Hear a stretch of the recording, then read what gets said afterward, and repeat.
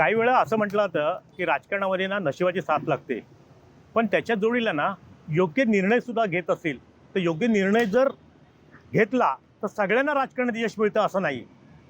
आता बघा ना, रत्नागिरी जिल्ह्याचा विचार केला तर बाळ माने 3 वेळा ह्या ठिकाणी विधानसभा निवडणुकीत पराभूत झाले. 4थ्या वेळा त्यांनी भाजप सोडलं आणि शिवसेनेत गेले, उद्धव सेनेत. त्यांनी निवडणूक लढवली, पण त्यांना त्या ठिकाणी अपयश आलं. दुसऱ्या बाजूला भास्कर जाधवांचा विचार केला तर चिपळूणातून ते निवडणूक लढवत होते, गुहागरात गेले, शिवसेनेतून राष्ट्रवादी झाले, राष्ट्रवादीतून सेनेत गेले, पण निवडून आले आणि आज आमदार आहेत.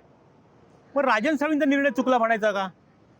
की ज्या वेळेला राजन साळवींना एकनाथ शिंदे सोबत घेऊन जाण्याचा निर्णय करत होते, ज्या वेळेला एकनाथ शिंदेनी सेनेत बंड केलं आणि आमदारांना घेऊन वेगळी शिवसेना स्थापन केली आणि सरकारमध्ये सामील झाले, त्यावेळेला म्हणजे सन 2022 एकनाथ शिंदे अतिशय राजन साळवी आणि एकनाथ शिंदेच्या जवळचे.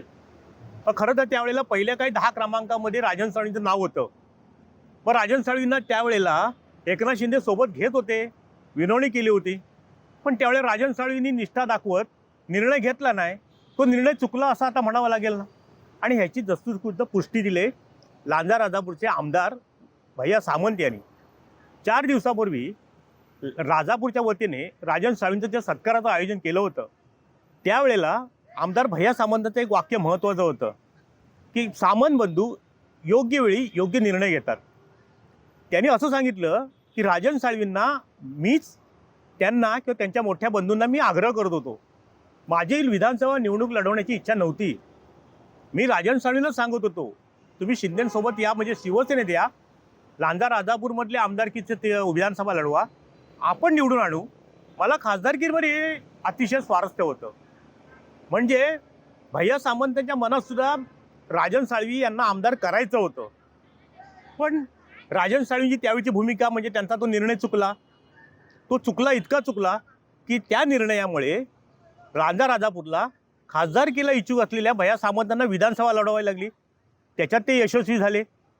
त्यामुळे सामंत बंधू योग्य वेळी योग्य निर्णय घेतात हे भैया सावंतांचं वाक्य अधोरेखित करावं लागेल. कारण रत्नागिरी संघर्ष विधानसभा मतदारसंघात विचार केला 2014ला उदय सामंतांनी राष्ट्रवादीतून शिवसेनेत प्रवेश केला. त्याच्या आधी ते 2004-2009ला राष्ट्रवादीच्या तिकिटावरती निवडून आले. 2014ला त्यांनी शिवसेनेत प्रवेश केल्यानंतर ते यशस्वी झाले. परत 2022ला शिवसेनेमध्ये दुफळी पडली आणि एकनाथ शिंदेंबरोबर अखेरच्या क्षणी गुवाहाटीला गेले ते रत्नागिरीचे आमदार उदय सामंत.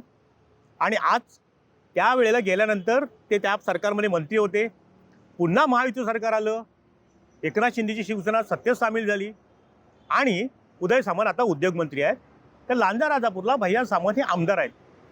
मग राजन साळवींचा निर्णय चुकला असं म्हणावं लागेल.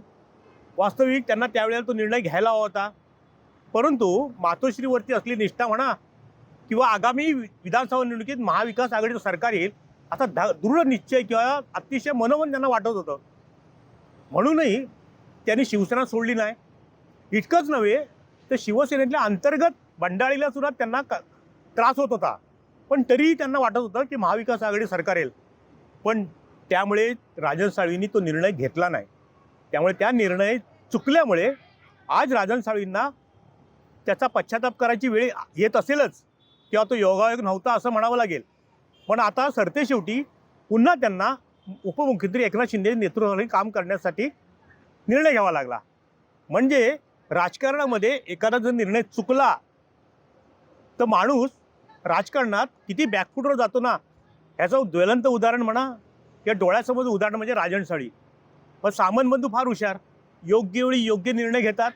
हे भैया सामंतांनी जे काही वाक्य वापरलं होतं ना, ते खरोखरच अतिशय अनेक अर्थाने ते योग्यच होतं. कारण सामंत बंधूंचे आजचे प्रत्येक निर्णय त्यांना राजकारणात यशस्वीतेकडे घेऊन जाणारे ठरले, एवढं मात्र नक्कीच. टाइम डिले करता किशोर मोरे, रत्नागिरी. टाइम्स डिजिटलला लाईक करा, शेअर करा, सबस्क्राईब करा आणि बेल आयकॉन दाबायला विसरू नका. Times digital.